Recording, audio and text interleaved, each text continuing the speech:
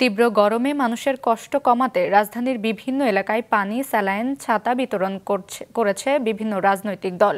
শহরের ৩৫টি স্পটে এই কার্যক্রম চালাচ্ছে যুবলীগ। সকালে রাজধানীর ফার্মগেটে দলের সুপেয় পানি বিতরণ কার্যক্রম উদ্বোধন করেন যুবলীগের চেয়ারম্যান শেখ ফজলে শামস পরশ। তিনি জানান, তীব্র গরমে খেটে খাওয়া মানুষের পাশে দাঁড়াতে যুবলীগ সর্বদা প্রস্তুত। বলেন, এটি একদিনের কর্মসূচি নয়, রাজধানী সহ জেলা উপজেলাতে এই কর্মসূচি অব্যাহত থাকবে। পানির পাশাপাশি ছাতা ও সচেতনতামূলক লিফলেটও বিতরণ করা হয়। পাশাপাশি জাতীয় পার্টির রওশন এরশাদ সমর্থিত অংশ রাজধানীর বিভিন্ন স্থানে নিম্নবিত্ত মানুষের মাঝে খাবার, পানি, স্যালাইন বিতরণ করেছে।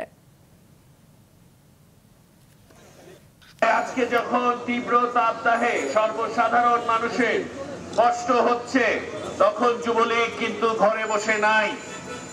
যুবলীগ সারা বাংলাদেশের বিভিন্ন জায়গায় আজকে ৩৫টি স্পটে, ঢাকা শহরে ৩৫টি স্পটে এই অনুষ্ঠান কার্যক্রম সম্পন্ন হচ্ছে।